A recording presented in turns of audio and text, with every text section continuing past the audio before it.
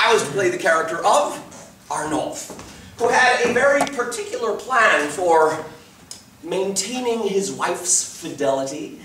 Convinced that the source of a woman's disloyalty lay in her exposure to the corruptions of society, Arnolphe was to take the most unusual step of selecting his intended wife at the age of 4, taking her on as ward and locking her away in a convent in order to shield her from any outside influences and to keep her ignorant of any interests or alternatives that a woman might develop outside of the marriage.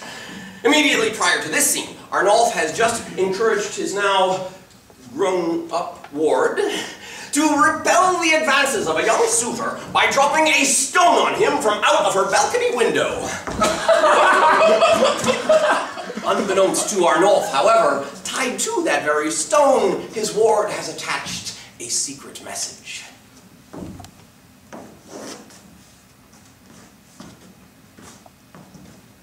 It's all succeeded fully on that score, and nothing else might so content me more. In following directions I've expounded, you've left the vile seducer quite confounded.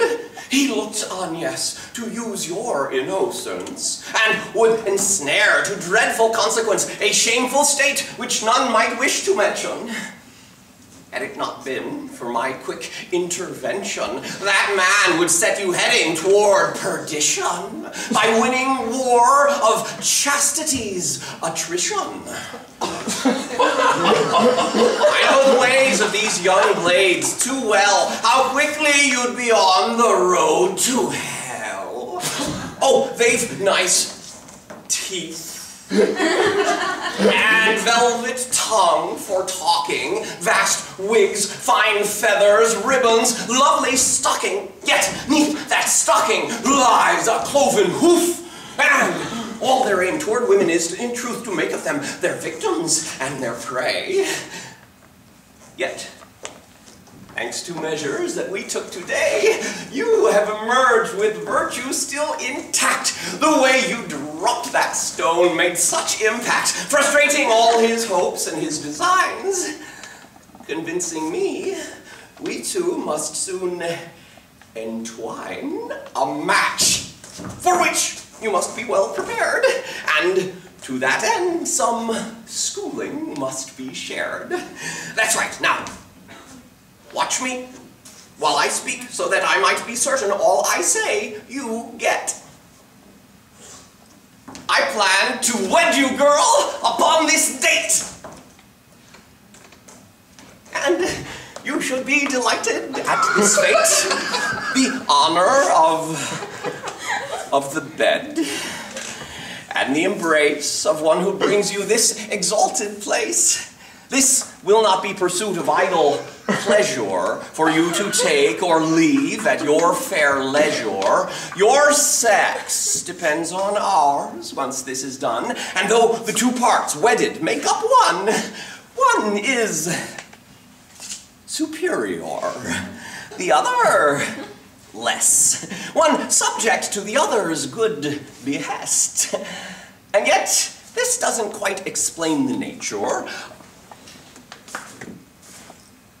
of what a wife owes he who would engage her, such as submissiveness she must afford toward her husband, master, and her lord. Should he turn dark and glance upon the wife, she must look at the ground, and for her life must not presume to look him in the face, until such time his gaze holds greater grace.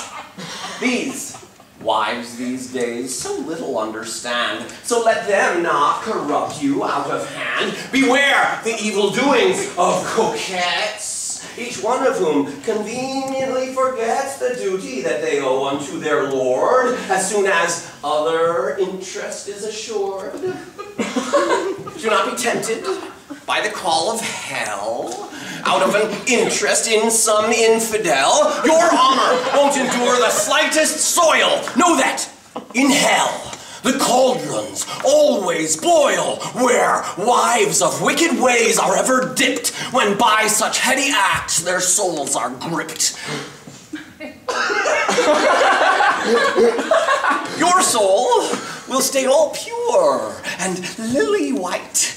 Yet, once you misstep here, however slight, it will become as black as any coal, and all will know this darkness to your soul, for it will mark you as a wretched jade, and all will flee this path on which you've strayed, for Satan's cauldron boils without a pause.